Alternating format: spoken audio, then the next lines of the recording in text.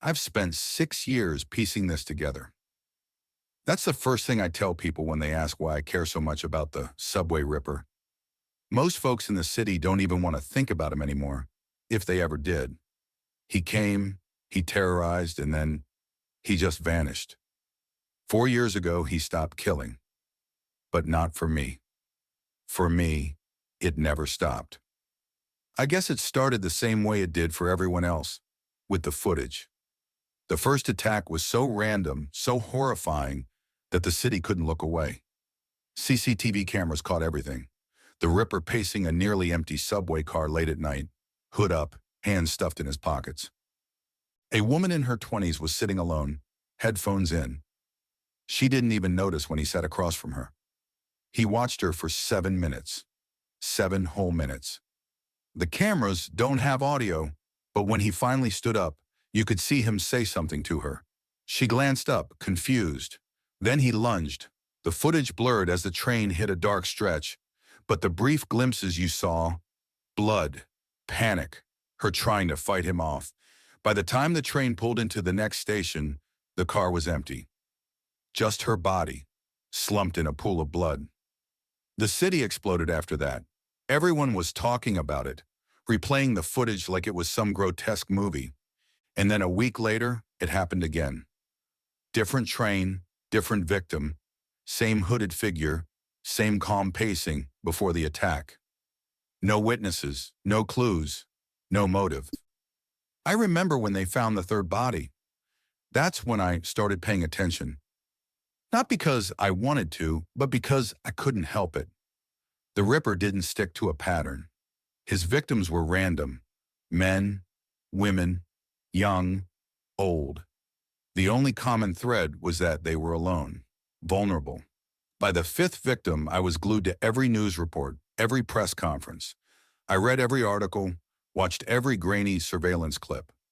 I joined forums, scoured Reddit threads, obsessively cataloged every tiny detail the police released. It wasn't just morbid curiosity. It felt personal, even though I didn't know why. Then the killing stopped. Just like that. The city breathed a sigh of relief. The police claimed that they were still investigating, but the leads dried up. The case went cold. For most people, that was the end. For me, it was the beginning. I became obsessed. I'd stay up all night going through old footage, looking for connections no one else had noticed. I built this huge map on my wall, all red string and thumbtacks like some cliched detective movie. Every victim had a file. Photos, news clippings, police reports I'd managed to get through FOIA requests. The forums weren't enough anymore. I started going to the scenes of the murders, trying to put myself in the Ripper's head. What was he thinking? How did he choose his victims? I'd stand on those subway platforms, staring down the empty tunnels, imagining what it was like for them, the last moments before he struck. It got worse when I found the interviews. The police had talked to people who'd been on the same trains as the Ripper, but most didn't see anything. Except for one guy. He claimed he'd caught a glimpse of the Ripper right before he got off the train. He looked normal, the man had said. That's what's so scary. Just a guy, you know? But his eyes, they were empty, like he wasn't all there. I couldn't stop thinking about that. A monster hiding in plain sight. And then there were the dreams. They started about a year into my research. At first they were just flashes. Blood on the subway floor, a hooded figure disappearing into the darkness. But they got worse. I'd see myself on the train, alone, watching the Ripper pacing back and forth. He'd sit across from me, just like in the videos, and I'd wake up drenched in sweat before he could move.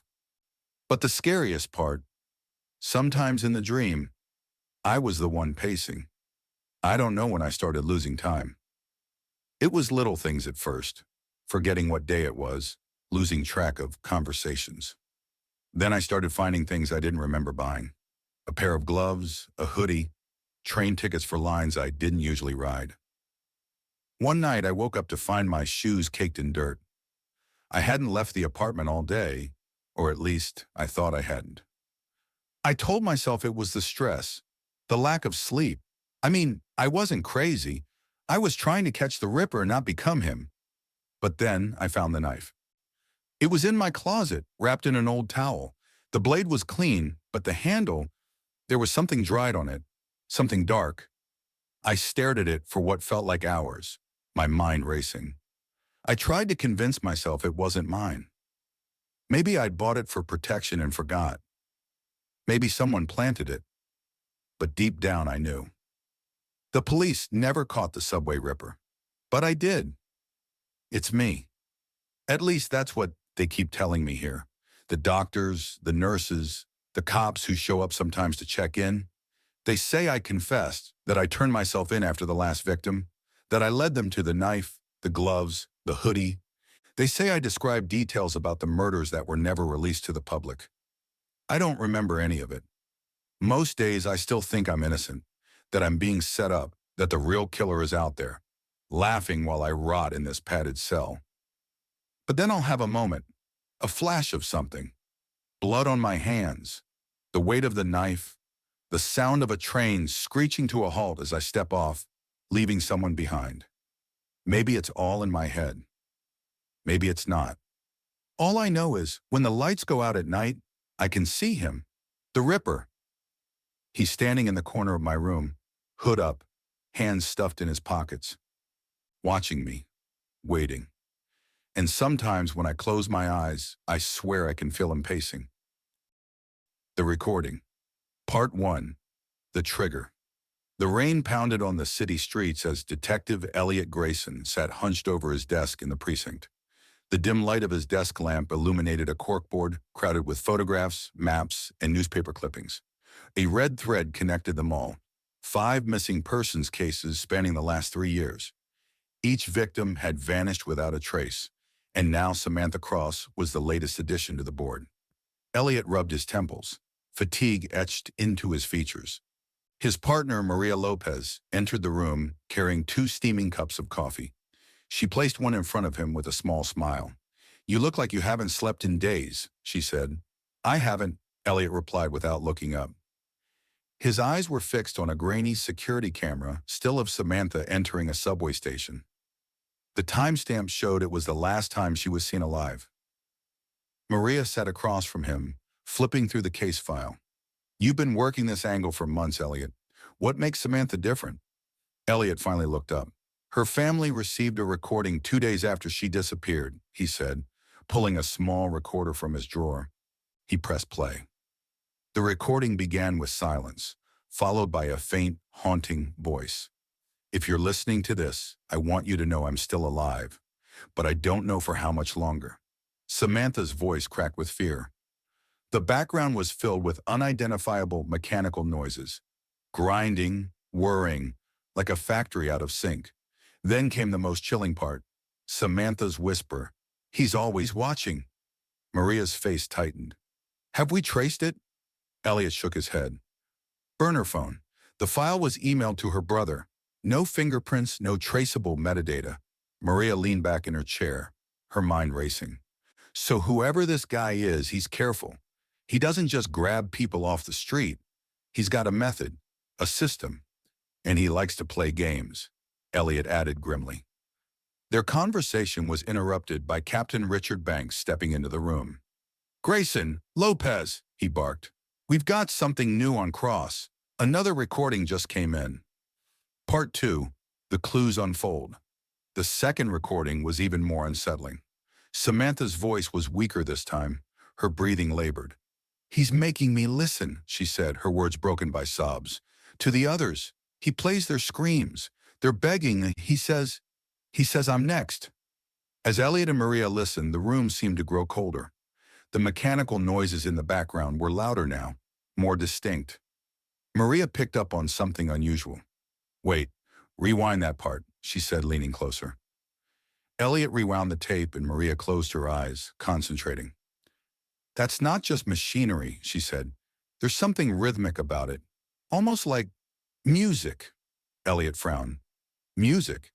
Not in the traditional sense," Maria clarified. "But there's a pattern.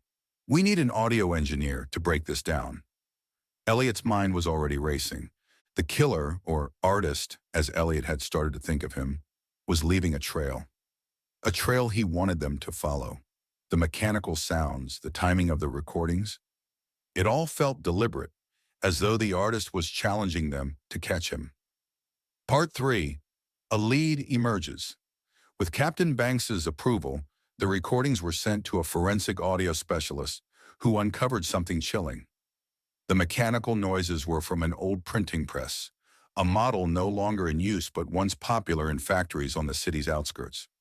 Elliot and Maria began combing through records of abandoned industrial sites, narrowing their focus to places connected to missing persons. Their breakthrough came when they found an old warehouse once owned by Miles Carter, a disgraced audio engineer who had vanished years ago after being accused of harassment and assault by several colleagues.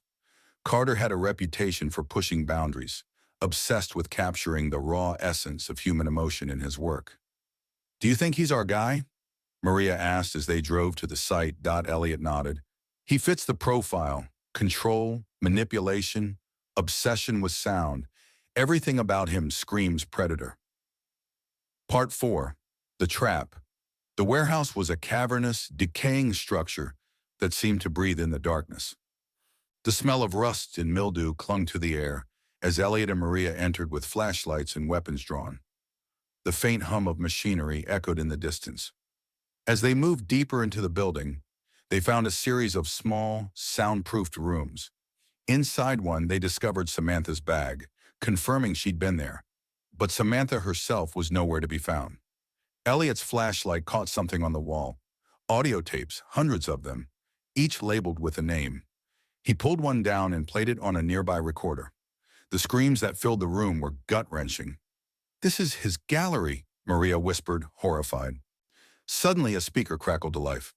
"Welcome, Detective Grayson," a smooth, chilling voice said. It was Miles Carter. "I've been waiting for you."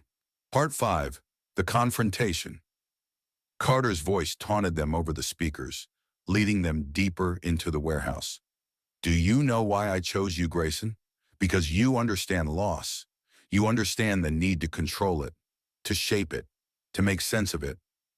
Elliot's hands tightened on his gun as Carter's voice grew louder.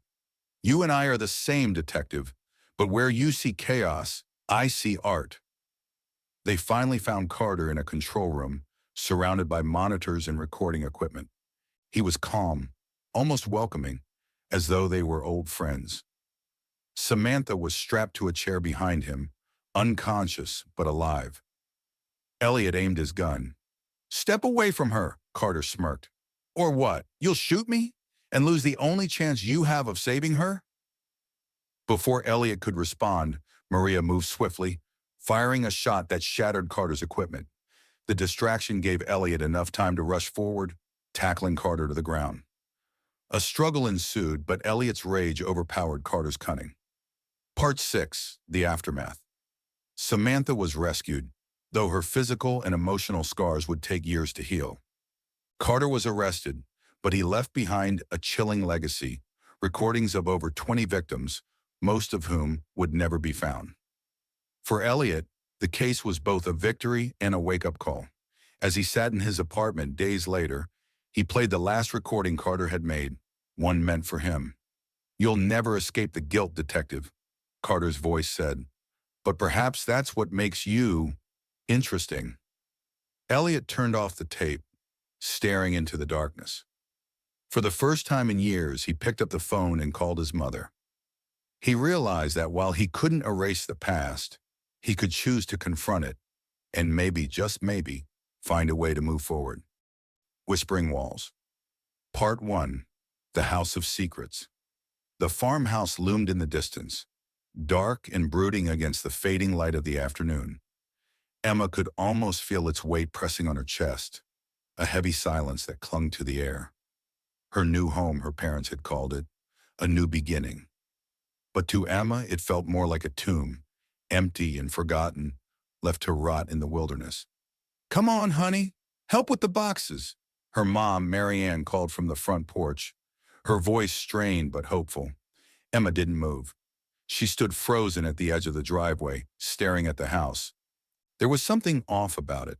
The windows were dark, the wood of the porch sagged with age, and the yard, if you could even call it a yard, was overgrown with weeds.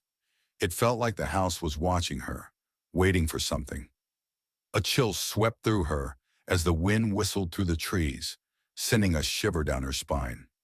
She couldn't explain it, but she felt like she wasn't alone. She was being watched. "Emma, stop standing there like that!" Her mom's voice was sharper now, tinged with impatience. With a sigh, Emma forced herself to move, her sneakers crunching on the gravel as she walked toward the house. She had no choice. They had to make this work. Her dad, David, had lost his job months ago, and the move to this house, this place, was supposed to be their fresh start. But as Emma crossed the threshold, a sense of dread settled into the pit of her stomach. She didn't want to be here. Not really, but her family needed her to be strong. The inside of the house was even worse than the outside. Dust hung in the air like a thick fog, and the floors creaked with every step. The smell of mildew and old wood was overpowering. Marianne was trying to make it livable, arranging boxes and unpacking what few belongings they had brought. David, on the other hand, was nowhere to be found. Emma wandered down the hall, her eyes tracing the peeling wallpaper and cracked walls. There was an odd pattern carved into the wood at the base of the stairs, a swirl of spirals, darkened with age. She knelt down to touch it, feeling the rough texture beneath her fingertips. Something about the symbol unsettled her. A sound caught her attention. Faint, a whisper. "Emma?" Emma straightened, her pulse quickening. She glanced around, but the hallway was empty. The voice had come from the wall. Her heart skipped a beat. She shook her head, brushing off the thought. It was just the house settling. Old houses made strange noises. But the whispering didn't stop. "Emma!" This time it was louder, closer. She pressed her ear to the wall, her breath shallow. The voice was soft, almost sweet, as if calling to her from somewhere deep inside the house. "Who's there?" she whispered, her voice barely audible. No answer. Just the soft sound of the wind outside and the distant murmur of her parents arguing in the other room. Emma pulled away from the wall, confused and unsettled. She wasn't sure what to make of it. Her parents had talked about the house being old, about it having its quirks. But this was different. She felt something stirring inside it, something alive. Without another thought, Emma turned and ran to her room, closing the door behind her. She didn't want to be alone in this house, not after hearing that. She sat on her bed, clutching her stuffed bunny, Mr. Thistle, to her chest. He was her companion, her one source of comfort when the world felt too big and overwhelming. But tonight, even he felt distant. Suddenly, the door creaked open. "Sweetheart, are you okay?" It was her mom. She looked tired, her face drawn with stress, but she was still smiling softly. "I think I heard something. In the walls," Emma whispered. Marianne raised an eyebrow but didn't seem alarmed. "The house is old, honey. It's bound to make strange noises. I'll check it out later, okay?" Emma nodded, but a strange feeling still lingered in the air. As her mother left the room, Emma glanced at the wall again. It seemed to be watching her. Waiting. Part 2. A growing darkness. The following days passed in a blur of dust and boxes, with her parents doing their best to settle into the house. David became more withdrawn, spending most of his time working on repairs around the house. He'd found a small, odd crawl space in the basement and had become obsessed with it, spending hours down there with the dim glow of a flashlight. Emma had noticed how tired he looked, how his shoulders slumped under an invisible weight. He was a shell of the man he used to be, his confidence eroded by the weight of job loss and the crushing burden of their financial troubles. Marianne tried her best to keep things together, but Emma could see the cracks in her mother's optimism. At night, when the house was quiet, Emma could hear her mother whispering to herself, muttering things Emma couldn't quite understand. But what unsettled her most was the way Marianne kept glancing at the walls, the way she would freeze mid-sentence, her eyes darting toward the corners of the room. It wasn't just Emma who felt the house's eerie presence. It was as if the walls themselves were alive, breathing, whispering. Every night the whispers grew louder. "Little bird, come closer." Emma didn't know what it meant, but she couldn't shake the feeling that the house was speaking directly to her. One night, unable to sleep, Emma wandered the house, her slippers silent against the old floors. She ended up in the attic, a small, dusty space filled with forgotten things. Faded photographs lined the walls, the faces of people long gone.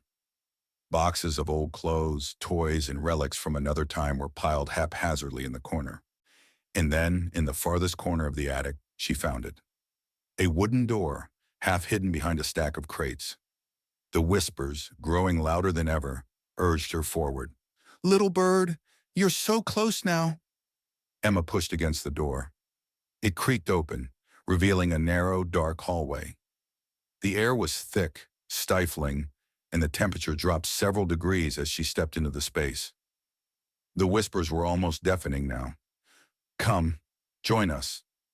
Emma took a deep breath and stepped forward, determined to face whatever lay ahead. Part 3. The Hidden Chamber.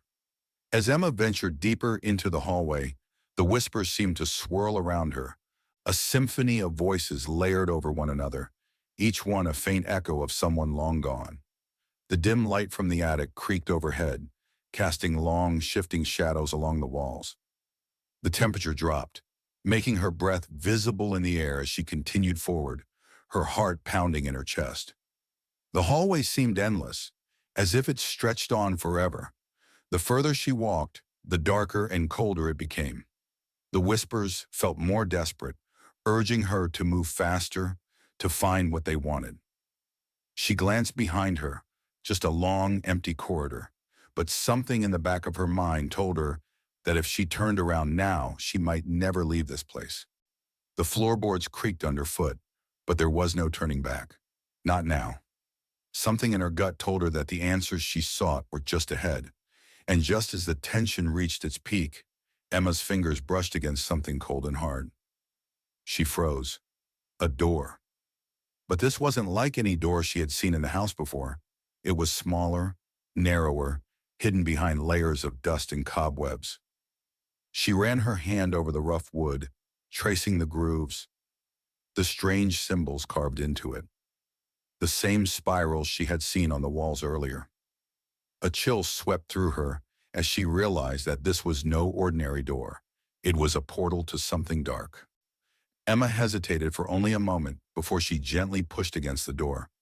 It creaked open, revealing a small, dimly lit chamber. The walls were covered in old, cracked tiles, and the air inside smelled stale, as if it had been shut off from the rest of the house for decades. At the center of the room stood an altar of sorts. It was made of stone, weathered by time, with strange carvings etched into its surface. The whispers were louder now, more insistent. "Little bird, you found it," they crooned. Emma stepped forward, her breath quickening. On the altar lay something wrapped in cloth, something she couldn't make out just yet. As she knelt beside it, her heart raced in her chest. The whispers had stopped, replaced by an overwhelming sense of anticipation. With trembling hands, Emma reached for the cloth and slowly unwrapped it. What she saw made her gasp, her breath catching in her throat. It was a photograph, faded and old, but unmistakably familiar. It was a picture of a little girl, no older than Emma herself. The girl had bright eyes, but her expression was strange, distant, as if trapped somewhere between two worlds. And there, in the corner of the photo, was a name. Emma Harris. Emma staggered back, her mind spinning. She stumbled backward into the wall, the cold stone biting into her skin. This wasn't possible. This couldn't be her. She must be imagining things.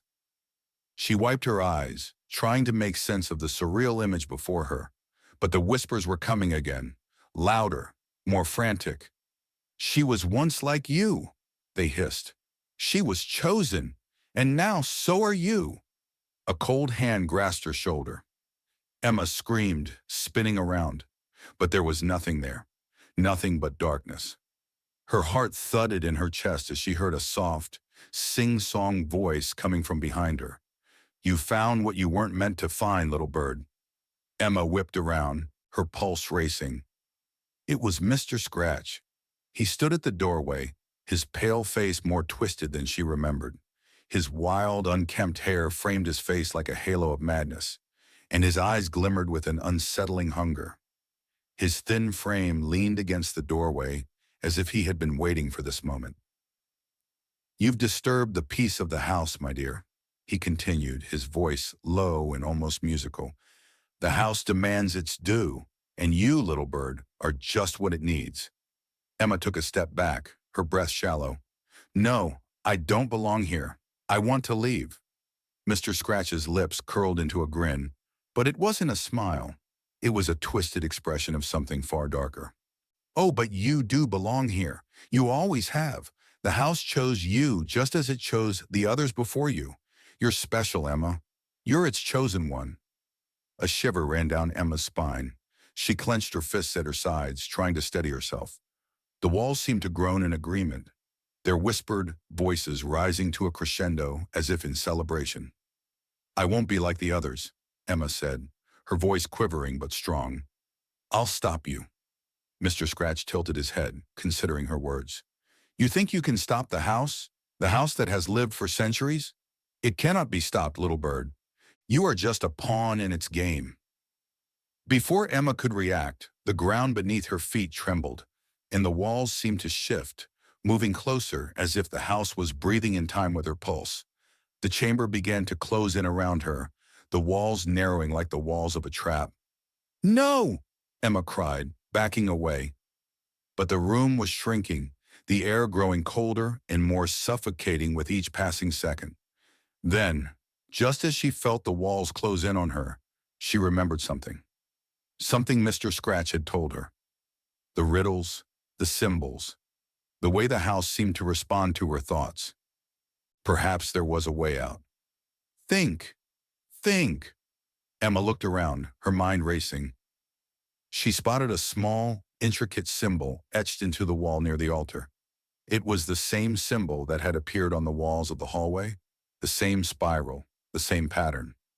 She had seen it before, on the floorboards, on the walls, everywhere. The symbol was a key. "Let me out," Emma shouted. "I know what you want." The house groaned in response, but for the first time it sounded less like a threat and more like a plea, as if the walls themselves were waiting for her to unlock the final piece of the puzzle. Emma reached forward, pressing her palm against the symbol. At first, nothing happened, but then, with a sudden burst of force, the wall in front of her gave way, the chamber opening up like a breath of fresh air. The whispers stopped. The house held its breath. With trembling hands, Emma stepped into the now empty room. Mr. Scratch had vanished, and the atmosphere was quieter, calmer. The walls no longer felt alive with menace. It was as if the house itself had been waiting for this moment, waiting for her to understand. But Emma wasn't safe yet. She had to find her parents. Part 4, the final choice. Emma sprinted through the house, her footsteps echoing down the hall. She found her parents in the living room, staring at the walls, as if they too were waiting for something. Their eyes flickered toward her as she burst through the door. "Emma!" her mother cried, rushing toward her. But Emma could see the confusion in her eyes. Something was wrong. Something had changed. The house had claimed her in a way it hadn't claimed her parents. "It's time to go," Emma said, her voice steady but urgent. "We have to leave, now." "But the house," her father began, but Emma interrupted him. "The house is alive, Dad. It wants us to stay, but it's not just the house. It's something older, something worse. If we don't leave now, we'll never leave. You'll see." David and Marianne exchanged uneasy glances, but Emma knew they could feel it too. The house had a pull, a gravity that kept them rooted in place. It was time for them to break free. With one final glance at the house, its cracked walls and creaking floors, Emma took her parents' hands and led them out into the night, away from the whispers, away from the dark power that had lived within the walls for far too long. As they drove away, Emma glanced back at the house, her heart heavy with the knowledge that some things were never meant to be understood. And as the house disappeared in the rearview mirror, she heard a faint whisper on the wind. "Little bird,